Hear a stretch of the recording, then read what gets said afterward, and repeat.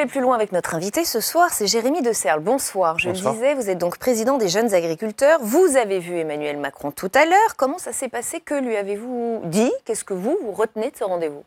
Écoutez, déjà, ça s'est bien passé. Nous en sommes revenus. Donc, voilà, nous avons trouvé un président à l'écoute qui a, encore une fois, voilà, pris le temps d'entendre nos propositions, nos demandes.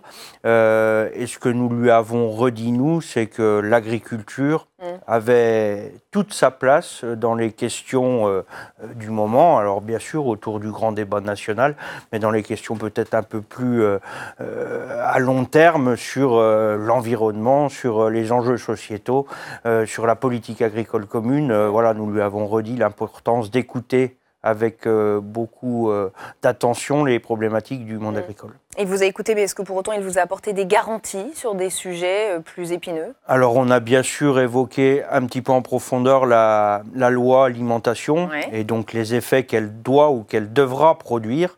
Là-dessus, on a senti un président déterminé à faire en sorte que chacun des acteurs des différentes filières puisse mettre en place correctement cette loi et respecter du coup un peu mieux les agriculteurs, les producteurs. Donc voilà, on va être vigilant à ce que le président de la République mette en application ce qu'il nous a dit aujourd'hui. Et sur la sortie du glyphosate, qu'est-ce qu'il vous dit ?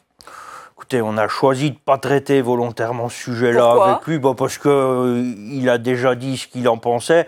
On n'a pas passé du temps là-dessus. On lui a dit que la transition écologique se ferait avec les agriculteurs et donc qu'il ne fallait pas plus les contraindre, mais plutôt les accompagner vers ce qu'ils savent faire finalement, produire correctement en faisant évoluer les pratiques. Et que sur la sortie du glyphosate, on n'en a pas fait une affaire d'État, on lui a juste redit que nous, on avait besoin d'accompagnement et un peu plus de reconnaissance aussi sur ce qu'on a déjà fait, sur ce qu'on pourrait être en capacité de faire si on nous laisse à la fois le temps et qu'on nous donne à la fois aussi les moyens. Je vous demande ça parce que, effectivement, les écologistes disent que ce gouvernement rend des arbitrages qui sont très favorables aux agriculteurs, bien plus qu'à l'écologie. Est-ce que vous avez le sentiment que ce gouvernement en particulier, ce président, ce ministre de l'Agriculture, vous sont très favorables ? Nous, ce qu'on demande, c'est du pragmatisme. Je ne pense pas que ce gouvernement est plus favorable qu'un autre. Ce qu'on demande, c'est du pragmatisme. Là, on a quand même l'impression que le gouvernement en fait preuve en essayant plutôt que d'interdire trop vite, d'accompagner un peu mieux. C'est ça le deal. Les agriculteurs sont prêts à faire pas les efforts, mais en tout cas faire évoluer leurs pratiques pour répondre aux attentes sociétales. Néanmoins, pour parler un peu avec des termes d'agriculteurs, il ne faut pas mettre la charrue avant les bœufs. Il faut faire ça avec beaucoup de doigté, beaucoup d'intelligence, parce qu'on pourrait aussi prendre le risque, en allant trop vite, de tuer l'agriculture française et toutes ses particularités, mais aussi ses atouts, et du coup n'avoir plus que nos yeux pour pleurer, être obligé de se servir chez des producteurs d'autres pays qui n'ont pas tout à fait les mêmes règles que sont les nôtres et pour lesquels du coup on ne serait pas en capacité de répondre aux attentes que sont celles des consommateurs français. Et Didier Guillaume, vous trouvez que c'est un bon ministre de l'Agriculture? Vous saluez ce choix, sa direction?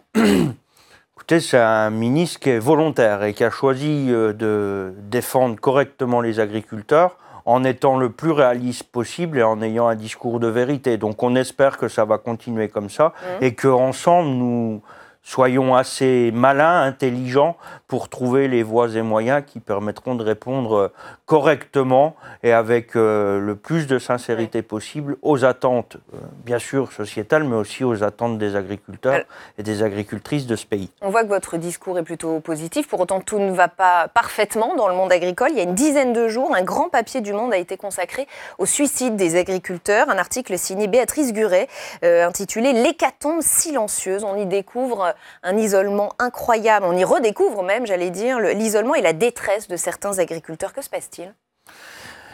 Il se passe que, aujourd'hui en agriculture, les paysans manquent de considération et manquent aussi de revenus. C'est un peu moins le cas aujourd'hui, d'après ce que vous nous dites, avec ce gouvernement. Ce qu'on dit, c'est qu'il y a une volonté à ce que ça cesse. Sauf que pour l'instant, notamment la loi alimentation n'a encore pas produit ses effets et il n'y a pas de trésorerie ou de revenus augmentés depuis la loi alimentation. Donc il y a nécessité à avancer de ce côté-là. Et ça ne vous a pas échappé non plus que ces dernières semaines, ces derniers mois, l'agriculture a quand même été montrée du doigt avec ce qu'on appelle aujourd'hui l'agribashing. C'est pas pour se plaindre plus que de raison, mais nous n'avons pas été épargnés, que ce soit sur la viande et le bien-être animal, que ce soit sur le glyphosate. On vit des choses. Aujourd'hui, il y a une association qui invite les députés à aller faire le glyphotest. Mais où nous en sommes? Enfin, dans quel pays nous sommes?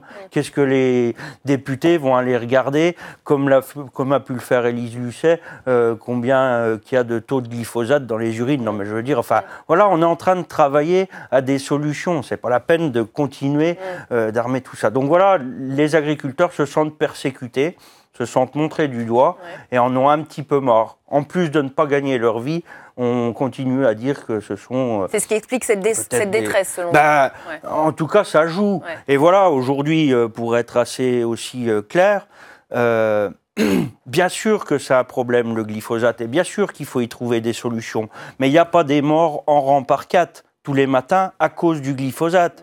Par contre, les agriculteurs qu'on persécute et qu'on montre du doigt, eh ben, ils s'en suicident un tous les 2 jours. Donc ça ne doit plus rester non plus une question sans réponse. Vous avez dû le voir, mais je le dis pour nos téléspectateurs, un élu sans étiquette a entamé une marche pour sensibiliser au mal-être des agriculteurs. 227 km entre le Touquet et le Salon de l'Agriculture à Paris. Il s'appelle Patrick Morin et il nous dit ceci: il faut que les Français prennent conscience qu'ils ont besoin de leurs paysans.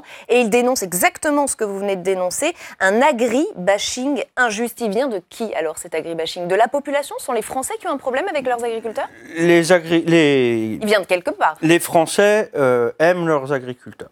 Ça, il y a tout un tas de sondages qui le montrent, enfin d'études qui le montrent. Par contre, voilà, il y a une tendance à faire peur quand des hommes politiques ou des médias disent on a peur quand on mange. Et ben voilà, ça jette. Il y a eu quelques scandales sanitaires, il y a aussi des problèmes de vidéosurveillance dans les abattoirs. Il y a eu quelques scandales sanitaires, mais il y a eu aussi des réponses à tout ça, des mesures qui ont été mises en place pour faire face à tout ça. Et tous les jours, les agriculteurs améliorent leurs pratiques pour répondre à tout ça et sont prêts à le faire. Mais si on ne laisse pas le temps au temps et qu'on ne permet pas, qu'on ne donne pas les moyens aux agriculteurs, eh ben, ce sera un peu plus compliqué. Donc voilà, je pense que les médias et les politiques doivent aussi faire passer les bons messages et tout simplement les messages aussi de réalité, de vérité aux agriculteurs, enfin aux consommateurs français. On retiendra que vous avez retrouvé un président très à l'écoute cet après-midi. Merci beaucoup Jérémy De Serve d'avoir été avec nous ce soir, président des jeunes agriculteurs. On aura l'occasion évidemment d'y revenir sur Public Sénat.